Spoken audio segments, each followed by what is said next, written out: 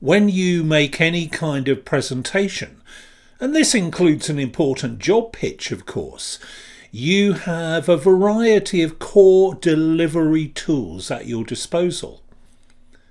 These comprise many of the things I spoke about in the previous work search tutorial, including the tempo of your voice, word emphasis, use of pauses, volume, and so on. If you can master them, you'll soon become a competent pitcher. These are some of the essential ingredients of a great pitch, but deploying them well isn't an end in itself. They're all subservient to a higher level objective, and that's to influence your audience as comprehensively as possible. To elevate the quality of your pitch, these micro elements must feed a triumvirate of delivery skills, which are impact, confidence, and boldness. In today's tutorial, I'll introduce you to these ideas. This is day 34 of the 40-day job search.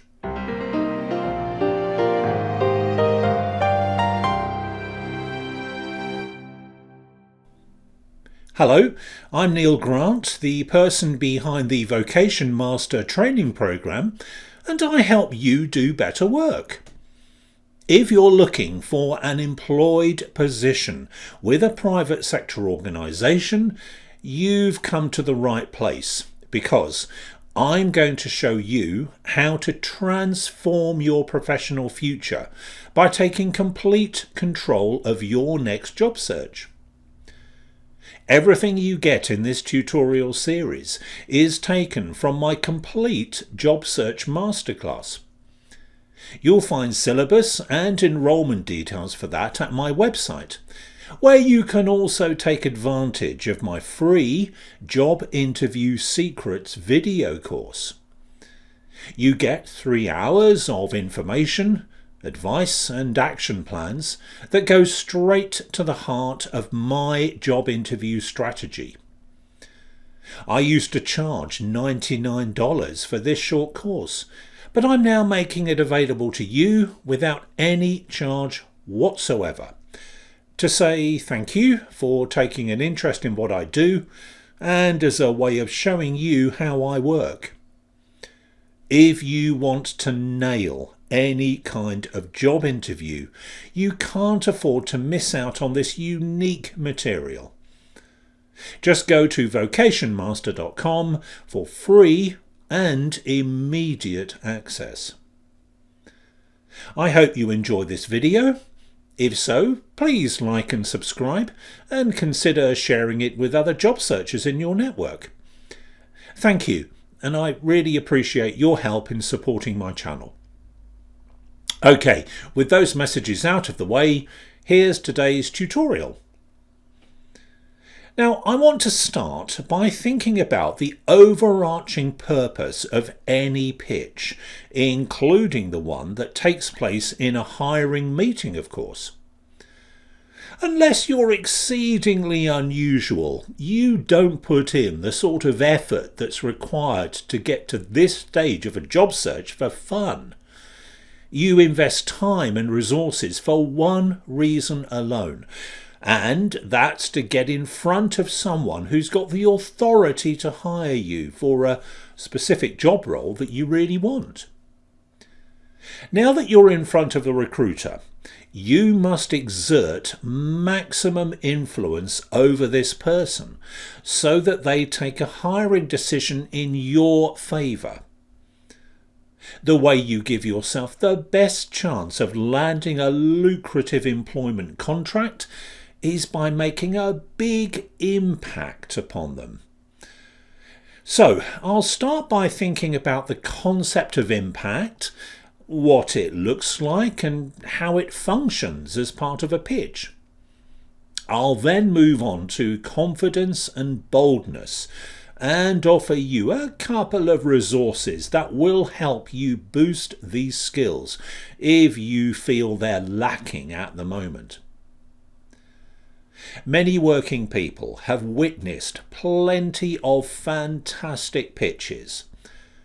It's a stock in trade of many professionals' job roles, and even if you don't make them yourself, you'll probably recognise a really good one quite easily. But in case you're new to the art of pitching, here are some of their common features. Great pitches are memorable, dynamic, and entertaining. They're single-minded. They focus on a single specific outcome and strip out extraneous material that doesn't serve their purpose. They seize an audience's immediate attention and hold it from start to finish. The best pitches are designed around a core theme. They revolve around a fulcrum that occupies a central position in the presentation, and one that every other part leads up to, supports, and summarises. Above all, the best pitches are a call to action. If you succeed in persuading your audience to do as you wish, as a direct result of them absorbing the salient points of your pitch, you can assume you've made an impact. So, what is this business of impact in a work environment? Quite simply, it's the ethos of doing things differently, standing out from the crowd, being a kernel of not only your employer's triumphs, but your own professional victories. I might talk about impact as it relates to a pitch in a hiring meeting, but it goes far beyond that. Making an impact means that you must be bold. It requires the ambition to seize control, to make your work the best it can possibly be before you make an employment pitch and once you've been hired to do your new job. Impact creates business opportunities, and if you can nail them in whichever way is most appropriate, it gives you the best chance of fulfilling your personal potential. Impact has a vaguely indefinable quality, but you instantly recognise it when someone who's got it puts in an appearance. People with impact have got charisma. They own the room. They have a message that's heard above the surrounding noise going on around them. Creating impact means engaging an audience immediately, and you do this by tapping into their most visceral emotional receptors. Impact means holding someone's attention by engaging their highest level of interest. Impact makes the difference between drab and sparkling. It's a secret weapon, the super skill of the best influencers and persuaders. That's what I mean by impact. And it's a skill I teach my course participants to deploy in their job pitches by way of making great content and practicing excellent delivery. Tangible confidence and visible boldness complete the skill sets.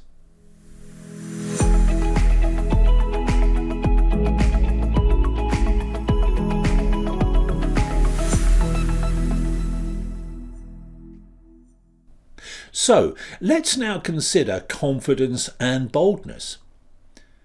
As with impact, there's an abstract quality to these features of a superb pitch, but you definitely know they're going on when you see someone behave in a bold and confident manner.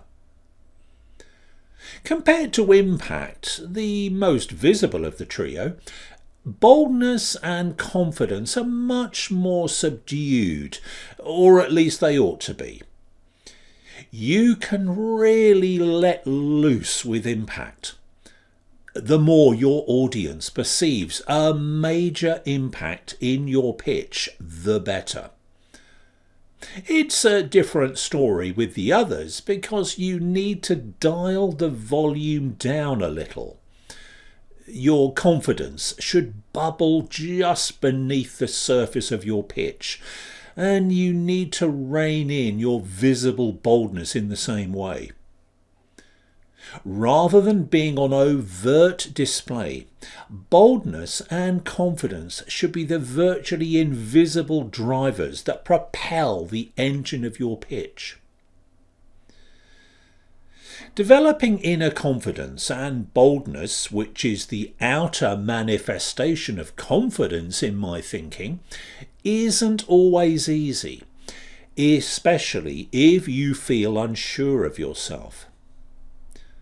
Nonetheless, my long experience in recruiting, interviewing, and interview skills training tells me that these are virtually obligatory qualities if you want to fulfill your potential at work in general and succeed in any ambitious job search in particular. To help you do this, assuming you want some guidance on building confidence and boldness, I'm about to make an exception to one of my stated aims, which is to deliver my own unique training content. Just this once, I want to point you in the direction of 2 books, which are, quite simply, the best resources I've come across for developing these skills at a psychological and practical level. And they're infinitely better than anything I could say to you about these topics.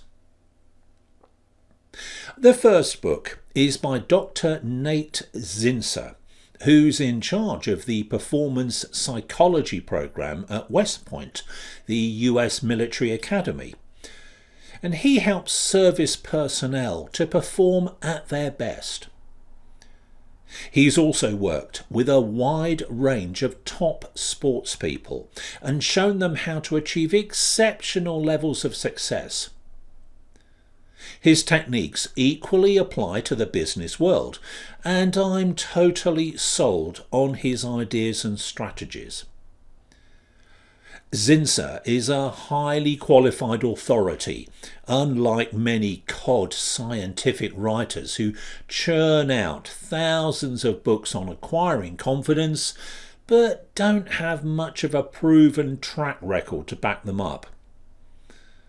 This is why I only make this single recommendation about building and retaining confidence. In his book, The Confident Mind, Zinsser presents a persuasive case for why confidence is so vital. He outlines a range of techniques which are simple to understand and straightforward to implement. If there's only one job hunting related resource that you look at beyond this course, make it this one. But what if a lack of confidence isn't the main issue for you? Perhaps there's something else that concerns you regarding your mind management, including a lack of boldness in your approach to pitching. It could also be a general feeling of unease when you consider your mental strength and psychological resources in advance of a demanding project like job hunting. There's no shame in this. You'll more than likely be moving outside your comfort zone, and when this happens, it's often accompanied by nerves, worries, or other negative feelings.